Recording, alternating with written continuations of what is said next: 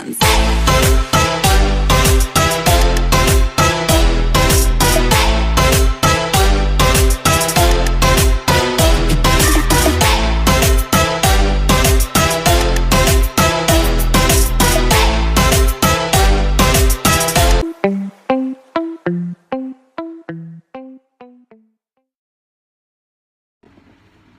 Assalamualaikum warahmatullahi wabarakatuh.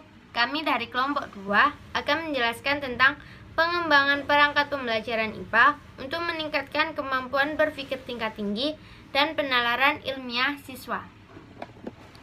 Sebelumnya, perkenalkan, nama saya Lailatul Nikmah, NIM 20110101000007 akan menjelaskan bagian pertama. Di bagian pertama ini ada karakteristik pembelajaran IPA. Karakteristik pembelajaran IPA memiliki 2 poin. Yang pertama, pembelajaran IPA sebagai suatu produk hasil kerja ilmuwan, dan yang kedua, pembelajaran IPA sebagai suatu proses ilmuwan bekerja agar menghasilkan ilmu pengetahuan. Untuk yang pertama, menjelaskan bahwa proses pembelajaran yang dilakukan dengan memberikan kepada siswa tentang konsep, hukum, teori, dan fakta tentang ilmu pengetahuan alam tanpa memberikan kesempatan kepada siswa untuk mendapatkan dan mengonstruksi konsep sendiri. Maksudnya, siswa atau peserta didik masih bergantung pada pembimbing untuk memberikan konsep, teori, materi, tanpa memberikan kesempatan peserta didik untuk mandiri. Untuk poin kedua, menjelaskan tentang proses pembelajaran yang menempatkan siswa sebagai seseorang yang mencari, mengolah, dan menemukan sendiri bagaimana ilmu pengetahuan itu dihasilkan. Maksudnya, siswa atau peserta didik dituntut untuk mandiri dan tidak bergantung pada pembimbing. Sekian dari saya. Terima kasih. Wassalamualaikum warahmatullahi wabarakatuh. Assalamualaikum warahmatullahi wabarakatuh.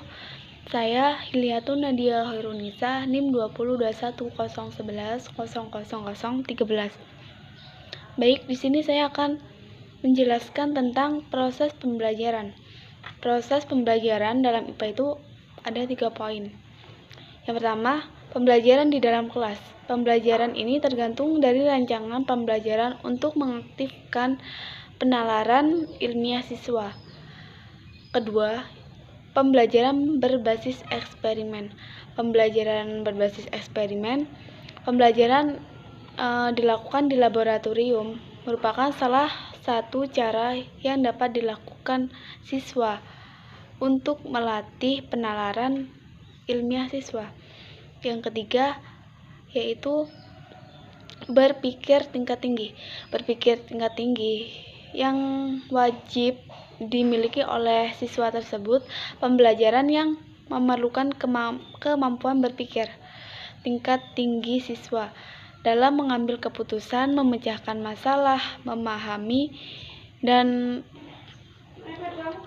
mengetahui konsep dan teori kompleks serta mengetahui sifat ilmu pengetahuan siswa agar terhindar dari kesalahan. Aspek penting yang harus diperhatikan guru dalam pelaksanaan pembelajaran IPA adalah melibatkan siswa secara aktif dalam pembelajaran untuk mengembangkan kemampuan berpikirnya. Pembelajaran IPA dimulai dengan memperhatikan konsep atau pengetahuan awal siswa yang relevan dengan apa yang akan dipelajari. Selanjutnya, aktivitas pembelajaran dirancang melalui berbagai kegiatan nyata dan dapat dilakukan di alam. Kegiatan pengalaman nyata dan alam ini dapat dilakukan di kelas atau laboratorium dengan alat bantu pembelajaran maupun dilakukan langsung di dalam alam terbuka. Saya Faidatul Mila dengan nomor NIM 2051011000009. Di sini saya akan melanjutkan presentasi dari Saudara Hilya. Saya akan menerangkan tentang metode penerapan pembelajaran.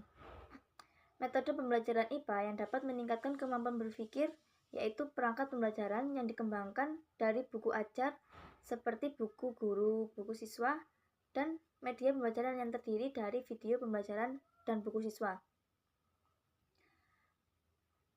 Maksudnya yaitu buku yang kita miliki, kita akan penuhi dengan referensi dari buku ajar lah. Buku ajar ini seperti dari buku guru dan buku siswa.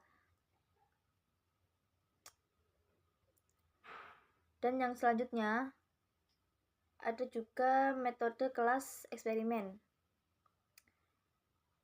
Kelas eksperimen adalah kelas yang mendapat perlakuan atau sudah mendapat seperti praktikum.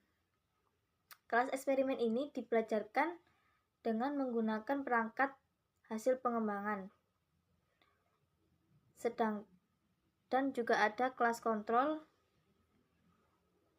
yang dipelajarkan dengan menggunakan bahan ajar yang biasa digunakan di kelas. Kelas kontrol adalah kelas yang tidak mendapatkan perlakuan atau belum mendapatkan praktek apapun. Sekian dari saya. Wassalamualaikum warahmatullahi wabarakatuh. Selanjutnya akan dilanjutkan oleh Saudara Diki. Ya, Ahmad Fajar Dwi Sodikin, NIM 205101100011, akan melanjutkan materi dari Faidatul Mila, meningkatkan kemampuan berpikir tingkat tinggi, strategi pembelajaran inquiry, yang mempelajarinya menghubungkan teori dan praktik, dan juga menghubungkan pengetahuan awal siswa tentang konsep-konsep dan ide-ide yang dipelajari. Strategi belajar inquiry juga mampu mengaktifkan siswa secara kemampuan fisik maupun mental. Pembelajaran yang dimaksud dalam hal ini adalah rancangan, sajian konten dalam bentuk buku ajar, media, pembelajaran, dan alat-alat praktikum yang digunakan. Sekian dari saya. Wassalamualaikum warahmatullahi wabarakatuh.